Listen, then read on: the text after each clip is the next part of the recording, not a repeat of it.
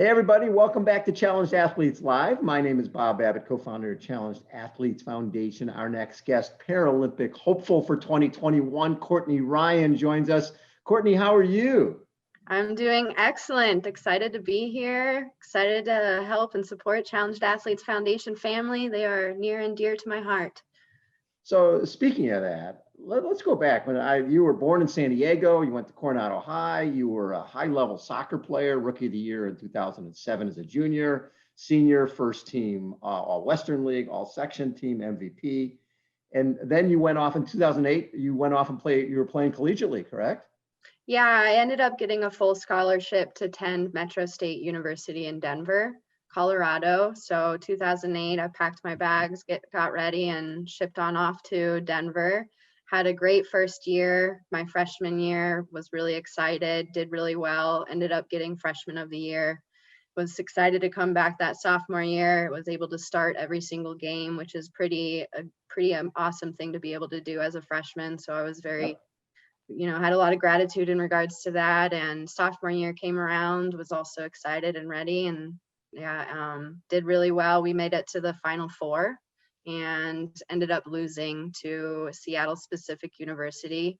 So we were pretty upset by that loss, but we were excited, obviously, to come back that following year. And before we came back that following year, I found out my sophomore year, I got first team All-American. So again, really excited to come back that junior year and improve our rankings. And you set a school record for defenders with 15 assists. So you were coming off a huge year. So 2010, played your fifth game of the year against Colorado Mesa University. Take me through what happened, because it sounded like something that probably had happened to you 1,000 times before.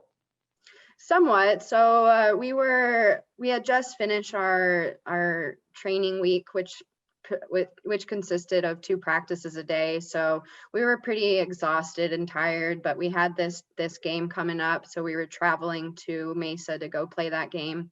Mm-hmm. And that morning I woke up before we got on the bus and my legs had felt numb and tingly, but I just kind of figured, oh, it's fatigue, like we've been training a lot with soccer.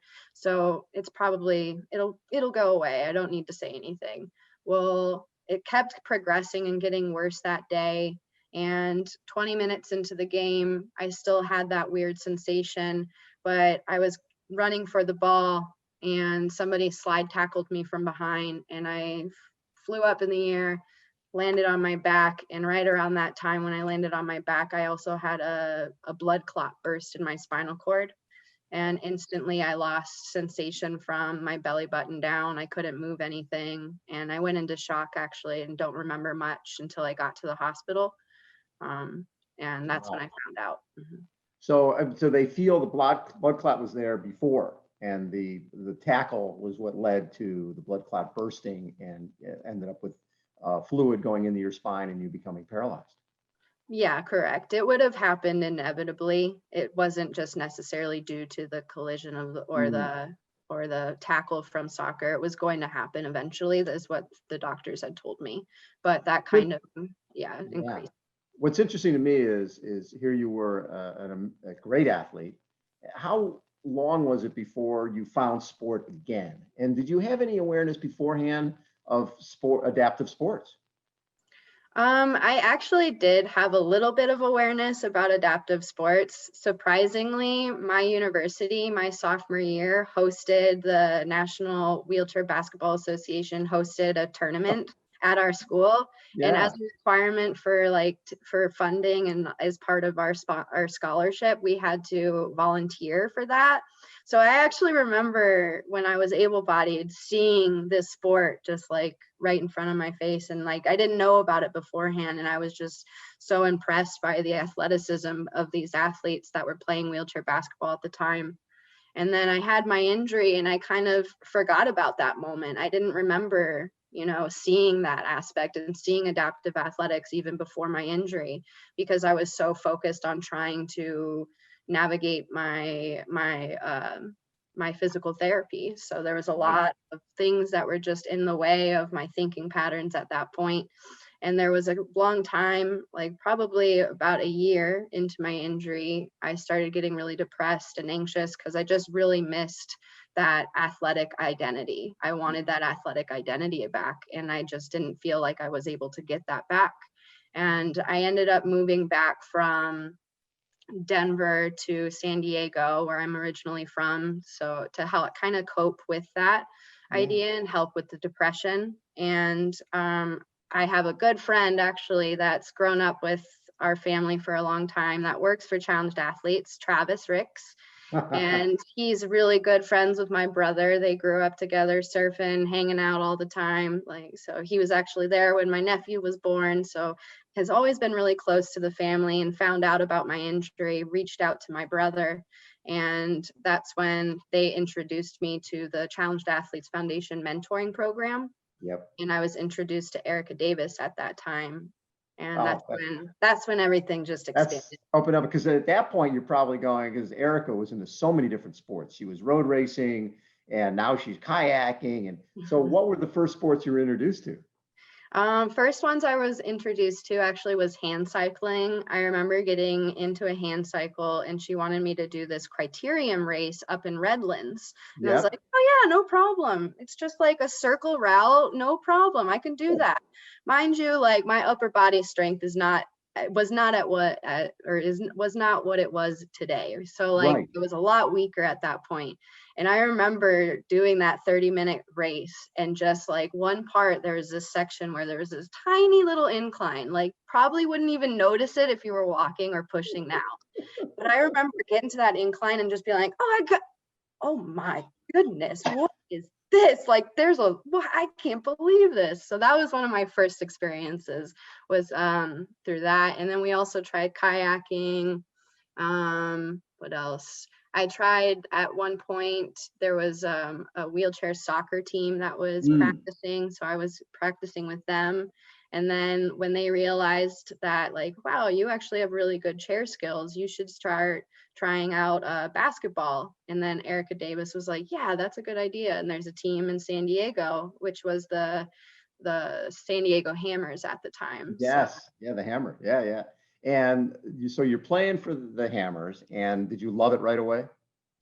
Yes, absolutely. I still remember getting to the gym and being a little like second guessing the fact if I wanted to be there or not. And I was with my sister at the time, and she was the one that was just kept encouraging me, like, just try it out. You don't know what to expect, so just try it out. Well, I get there, and then I'm watching these folks practice, these men and women practice, and I see people hitting the ground. I see the intensity. I see the aggressiveness, and I was just like, yep. I want some of that. I want some of that. That reminds me of my soccer days. Get me in, sign me up. What do I got to do? How important was sport in getting you back to being yourself? It was an incredible gift to get sports back into my life. I have so much gratitude for it. It's not just the fact that it gave me that athletic identity back again. It was also meeting these people that have also lived a life with a disability and have an understanding of how to cope with that. I learned so much more from these people about just living a life with a disability than just being an athlete. That's so cool. So it really helped with acceptance. So Pete Hughes, head coach, University of Arizona, he's out watching a game that you happen to be in, and you hit a buzzer beater to win the game. And so did he offer you a scholarship pretty much on the spot? Yes, actually. So that was my first wheelchair basketball game ever. And no way. Ever. Yeah. Ever. First tournament, first game, and I ended up getting the game-winning bucket.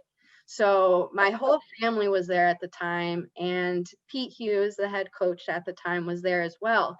So he's looking through the crowds thinking, all right, her family must be here, and it must be the people that are like frantically cheering right now.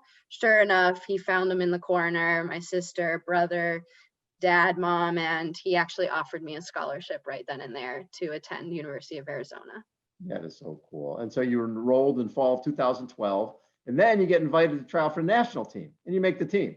It seems like things were happening pretty fast, and You guys took fourth at 2014 World Basketball Championships in Toronto.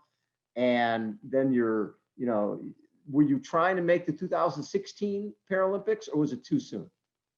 For me, it was still a little too soon. I was Yeah. still adjusting with things, and the high demand was really getting to me emotionally. So we decided collectively with the coaching staff that let's take, this year off. Let's get you some resources so we can help with you cope with this, and then let's get you back when you're ready. So I did end up taking those few years off just to focus on myself, but then I came back in 2018. Well, and also in 2017, you played Sydney Metro Blues in the Women's National Basketball League in Australia. How fun was it to play international? That was probably still like one of the top moments of my career so far. Obviously, like getting to Peru is number one. And then I would say traveling and playing in Australia was definitely number two. It's fun to see the differences between divisions within our sport of wheelchair basketball. And it was just fun to be involved into a different atmosphere of like how they play wheelchair basketball is obviously a little bit different than how we play it and incorporate it into the States here. So like to be able to incorporate both and enhance my game in that way. And then I also got the opportunity to play with some of the Australian national team members from the women's side and get coached by Troy Sachs, who is a legend of wheelchair basketball as well. So that was a lot of fun. I've talked to a lot of different wheelchair basketball. They play in Turkey and they play in Israel, and it's actually people make a living playing wheelchair basketball in other countries. Were you thinking, maybe I'll just stay overseas for a while? Yeah, I would love to. I'm still planning on getting back at some point to get overseas again. I did go back in 2019 to play for a little bit in Australia. And then I've had opportunities to play in Germany, but the timing just unfortunately didn't fall through. So it's definitely a goal of mine to keep pursuing that.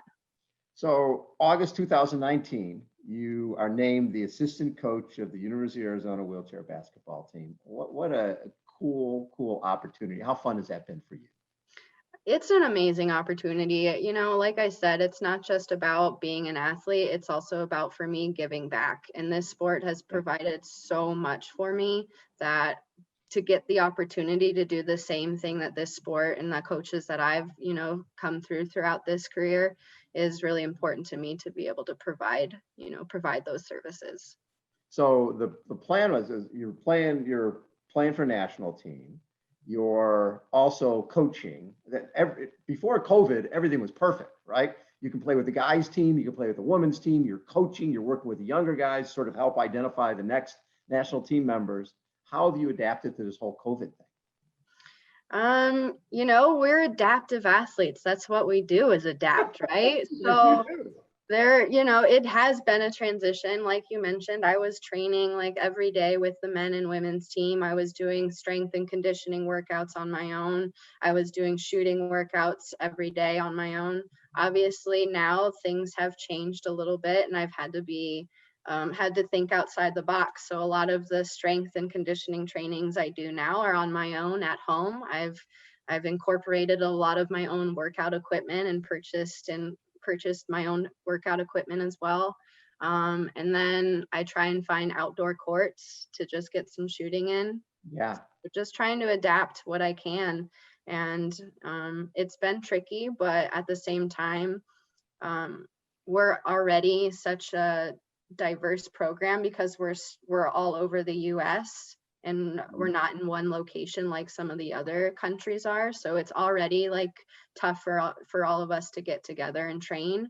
But we all have the same goal. We all have that same aspiration. We want that gold medal, and nothing is going to stop that training in order for us to get that gold. So you're on the national team, and what is the plan leading in? I mean, do you guys know what tournaments you're going to be doing leading in, and are you on the team for Tokyo at this point, or will they make that decision later?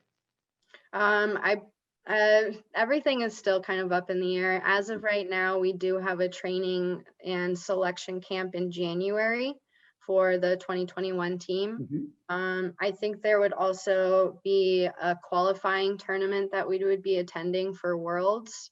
And then we would also be playing in the Paralympics for 2021. So those are what is scheduled right now. That's going to be so fun. Talk a little bit about what CAF has brought to you. I mean, you were a collegiate athlete, and now you have a chance. Now you're a world-class athlete. You probably wouldn't have gone to the Olympics as a soccer player, but there's a great chance you're going to go to the Paralympics as a wheelchair basketball player. How important has CAF been in that journey? Oh man, CAF has been so important, and not only that idea of identity, but acceptance for me. They really helped me realize what what I can do out there, and what opportunities are available for me in regards to sports. Not only that, but adaptive athletics, wheelchair basketball specifically for me, it's expensive. It is an expensive sport. Yeah. I'm playing in a chair that is made specifically for me and modified for me, that costs around anywhere between $2,000 to $4,000. And when I was first starting my career, Challenged Athletes was able to help that void and help create that opportunity by providing the financial support that I needed at the time, so I can compete at the highest level and have the best equipment available to be able to do so. So without CAF, I don't know where my career would have ended up. So I have so much gratitude for them, and not only for what they've done for me, but what you guys are also doing for the younger generation. Love it.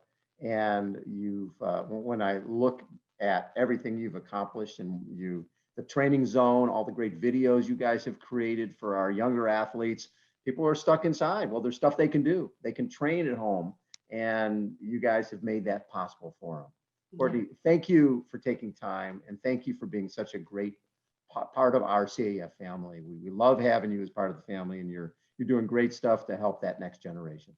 Thank you. Honored to be a part of this family. Always willing to spread the message. Courtney Ryan has been our guest again, Challenged Athletes Live. My name is Bob Babbitt. Check us out next time. Until then, see ya.